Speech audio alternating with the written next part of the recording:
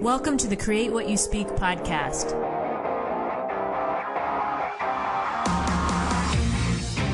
Join me as we have a real-life discussion on how to change your life by changing your thoughts.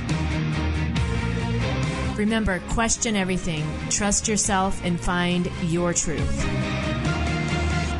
Welcome to the Create What You Speak podcast. This is the one and only podcast where we discuss solutions to living in an free and an unfree world.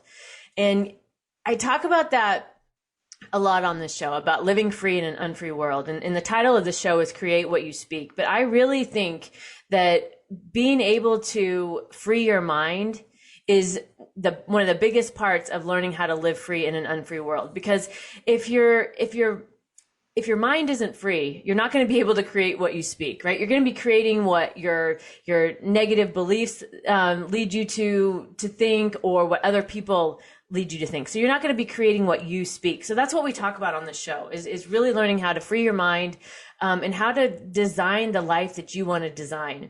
And this week, I'm really excited to bring you Dan Thomas. And our title this week is Surviving and Thriving When Shit Hits the Fan.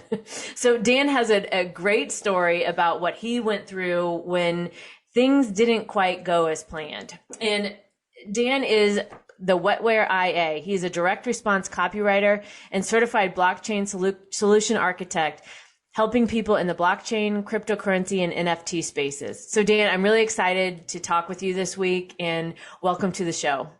It's great. Thanks for having me on today. Yes. So I read your bio, and then, as I do usually when I introduce people, I like people to tell in their own words, who are you? What do you want the listeners to know? At the end of the day, really, I am just a tech geek who is obsessed with blockchain, decentralized technology, and all the things that come with that. And I decided that was what I wanted to be working in, so I had to figure out a way to do that. And that was after 15 years with a telecoms company. Mm-hmm. I just thought, actually, this isn't working for me. I need to make this swap. And somehow I ended up doing some very weird things over the last 2 years. I have a similar story, but we won't get into that today. But so I want to, just what you said there about you made a decision. So did you have any formal training in quote crypto or any of that space, or is this something that you went after on your own and just learned? It was something I went after on my own. So I'd originally found out about Bitcoin probably 2013-ish. Mm-hmm. Because there used to be this thing called faucets where you could log on and get free Bitcoin out of them. Right. And it was only a few pence per Bitcoin at that point, so I never bothered, and I ignored it for a few years. And then it suddenly hit a lot more money, and I started paying attention again. And when I was in my permanent role before I left, I was asked, because of my sort of the things I've been doing in the space already that I'd gone off and done on my own, mm-hmm. They asked me to do some technical consulting on a proof of concept with a blockchain company that we were going to be potentially working with. So I did that for a year. And at the end of that, I thought, yep, this is definitely what I want to be doing. This is a space I want to be working with. This is the technology I want to be looking at. And I spoke to the managerial team at the time for the company I was at and said, right, we've done that project. It was great. It worked. What's next? And they said, we're not doing anything with the technology. That was it. We're not going to use it again.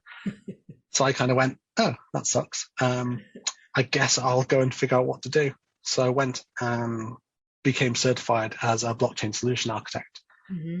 which I just did through a distance learning course, did the exam. And because I was already working in a system analyst role, so I was dealing with databases and the sort of back-end tech of normal billing platforms, things like that already, it wasn't too hard to sort of make the swap to that technology. And then I decided that was where I wanted to be working, and quit my job just at the wrong time. There's never a wrong time. I don't think there's ever a wrong time. But I want to just real quick, and then I want to get into your story and talk about quitting the job. But I had a similar experience where that actually got me into IT consulting. I don't know, it's probably been 12 years ago now. I had a personal finance blog. I didn't know anything about websites or anything like that. I had more of a banking background, and that kind of, that was really what I had done up until that point. And I spent a lot of time teaching myself how to build websites, right? If I change this, this happens, right? And I went through this and I learned the lingo. I learned like how projects work, right? I didn't have any formal training in that. And that's actually what I credit to getting me into IT consulting that I've been doing now for 12 years. And so I think sometimes we forget that we can go out on our own and learn things, right? And learning those things, you never know where those things are going to take you, right? Like it could be anything. As long as you're interested in it, it's worth exploring, I think. Well, that's exactly what I've done in the role so I say I'd been at somewhere 15 years. For the first decade of that, I'd been in sales. It was a telecoms company. So I was literally selling mobile phones to the public. And during that time, I built myself a website. I was running a martial arts club, so I built a website for that. And this website job came up within the company. So I went to the head of IT at the time and said, I'd like this job. He said, if you have built a website before, and I went, well, here's this one. And it was shockingly bad. I can't overestimate how bad this build was, but they looked at him and went, well, he's done something. He's eager to learn. So I got the role and I did that for 3 years, which then led on, once they stopped doing the website side of things as a company, into this more technical billing aspect and this database architecture side, which again, it was all learning on the fly. A case of here's your desk, here's your computer, here's database access. Yeah, figure it out. Right. And that's exactly what I did with the blockchain stuff as well. That I liked the space, I liked what the people were saying about it and how it all worked. So I went away and I started talking to these people, looking at the technology myself.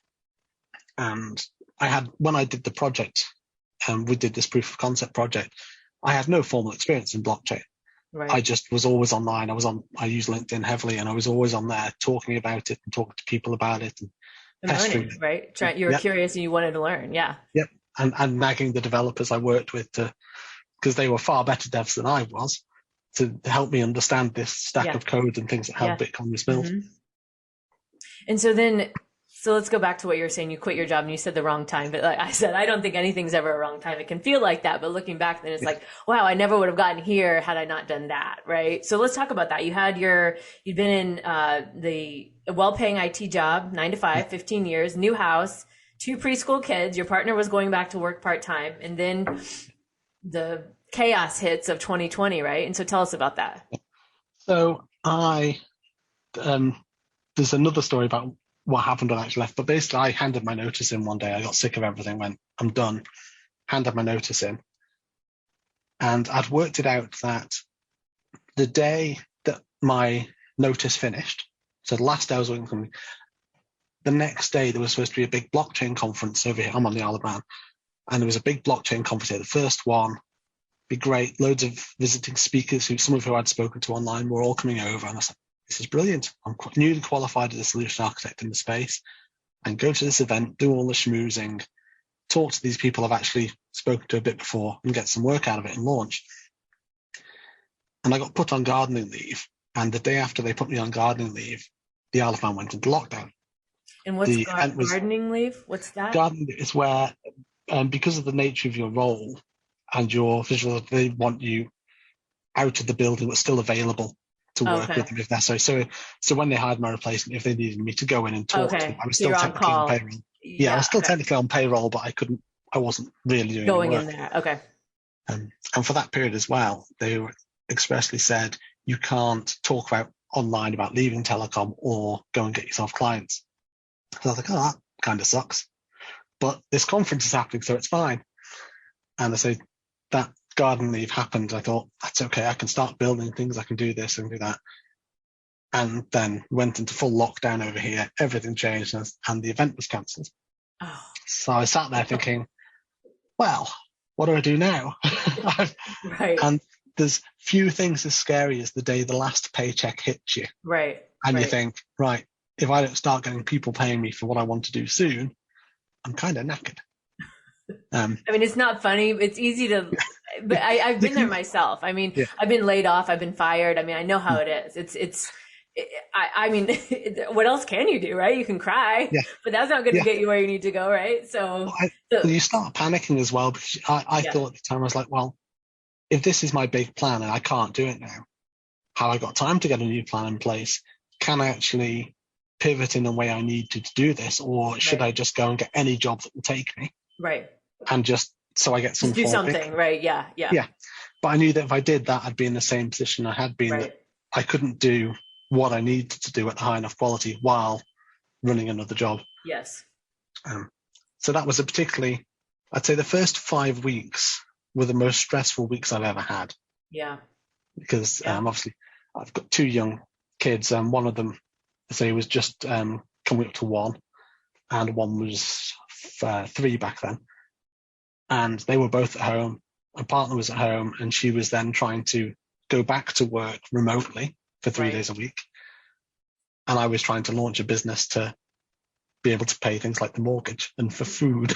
You're like, Right. oh, Right. Well, and so you're dealing with that, right? You're dealing with the job situation. And then we're also dealing with what we dealt with in 2020, right? With all the yeah, everything going on. So there's two yeah, major elements, right? So it's not like, this is one thing that I've talked with my friends through all of this, is like, it's not like you're just dealing with one thing, the job loss. You're dealing with all the other elements that come with the lockdown and the, everything that comes out. So it's touching every area of your life. It's like you can't get away from it.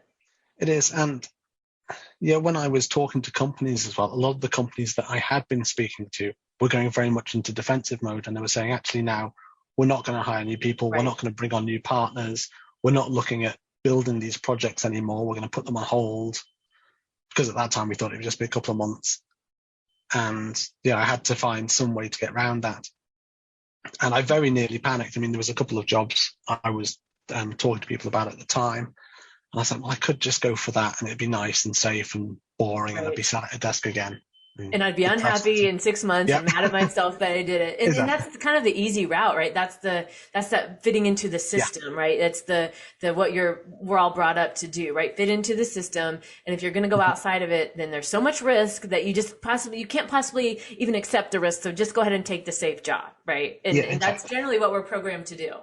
And everyone you talk to who, when you're in that sort of job, is also in that sort of job and is in the same situation. So they all think the same way. They're all saying, Right. well, just, you need another job. You need to be working for someone Right. and get regular income and get your Right. pension and all this other stuff. And I was saying, well, no, I want to be off building this incredibly risky technology, which Right. 2 years ago was still recovering from a huge financial crash Right. that no one really believes in at the minute. So you're already considered wacko for that then too, right? And Yeah, you want to like go make a career around that. it is. I mean, there's things that I had back then because I was involved in the space. Like I bought some NFTs, which Yeah. we can talk about. Yeah. And people were like, why are you wasting money on those? And now they're messaging me saying, have you sold any of those yet? I'm like, don't talk about them now. As far as you're concerned, I don't have any. Right. We're not going there. So what happened? So the first 5 weeks and you were, obviously it was a shocking and jarring. So how did you get through this? And here you are now. I mean, you've got a business, it's thriving. You didn't die, right? We're sitting here having this conversation, right? Yeah. Right. And so how did you get through it? I guess mentally is probably, I think we do it the worst, make that the hardest on ourselves, the mental part. Yeah.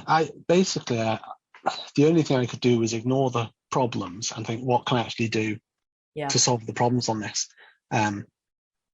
And one of the ideas I'd had for my brand back then, because someone I'd worked with had said that I was the guy to go to if they wanted problem solving. And I thought, this is just another problem I need to solve. Right. And I can't solve it by going, oh no, it's a disaster. I had to focus on how to do it. So I said, well, obviously Isle of Man's in lockdown. How can I make that into a benefit? I said, well, actually, the Isle of Man's quite small. We've only got a population of 90-ish thousand people anyway. Okay. And this is in Europe? Yeah, we're a small island between England and Ireland. Okay. So I was like, well, actually, if I say I'm not going to do anything here, I'm going to do it all remotely. Well, that now opens me up to pretty much anywhere in the world. The world, yeah. Mm-hmm. And so I'd already had a reasonably established LinkedIn profile. So I went on there, cleaned it all up. And I started with a model line of how I was going to get people to come to me for work, to want me to work for them. And I've sort of refined that over the last 18 months or so. But it just started working. I hammered away at it. I was up till 2, 3 a.m. every morning for the first 5-6 weeks. I'd then up at 6:30 with the kids, if not a few times in between as well. Just talking to people, getting my name out there. There was a few things I did as well. I pivoted the brand model I had. So originally it was